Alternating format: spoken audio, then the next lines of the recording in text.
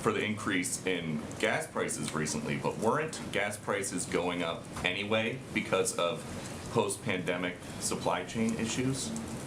Well, I think there's no question that, as we have seen, and outside analysts have conveyed this as well, the increase in the anticipated continued increase, which is, I think, what some of your colleagues were asking about, that is a direct result of the invasion of Ukraine, and also there was an anticipation of that. That was factored in as gas prices have gone up. So you say that you're going to do everything that you can to reduce the impact that high gas prices have on Americans. We're asking other countries to think about maybe pumping more oil. Why not just do it here? Well, to be very clear, federal policies are not limiting the supplies of oil and gas. Let me finish. Let me finish. An executive order his Peter, first week that halted new oil and gas. Let me give you the facts here, and I know that can be inconvenient, but I think they're important in this moment. To the contrary, we have been clear that in the short term, supply must keep up with the demand.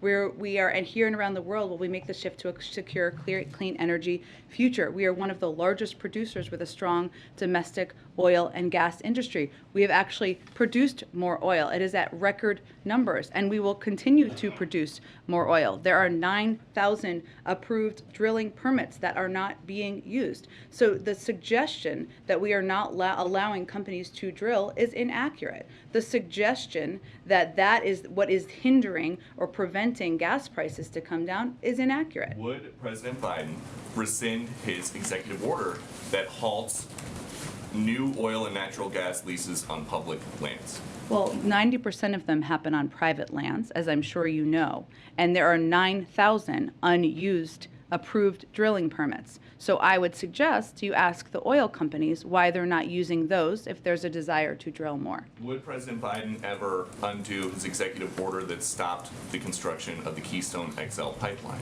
Are you suggesting that would solve the gas prices issue? Well, do you think that that would maybe affect prices faster than getting the whole country off of fossil fuels? I actually don't think it would. The Keystone was not an oil field. It's a pipeline. Yeah. Also, the oil is continuing to flow in just through other means. So it actually would have nothing to do with the current supply imbalance. So gas prices are approaching an all-time high per gallon.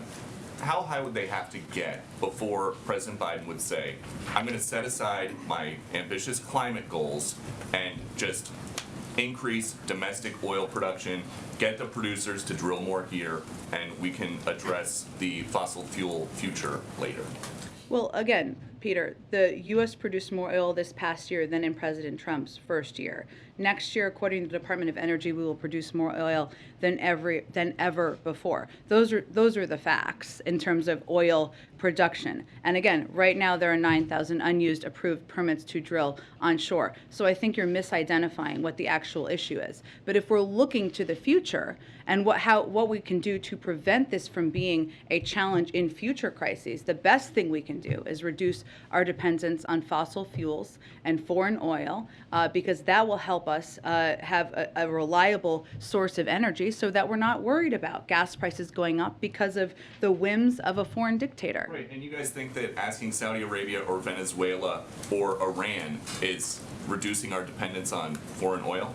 That's actually, I just outlined each of those specific scenarios and the range of discussions that we're having with each of those countries. I don't think anybody is advocating for Iran to continue acquiring a nuclear weapon, perhaps except for the former president who pulled us out of the deal. Go ahead. President Zelensky spoke with ABC today. He says that he's had a long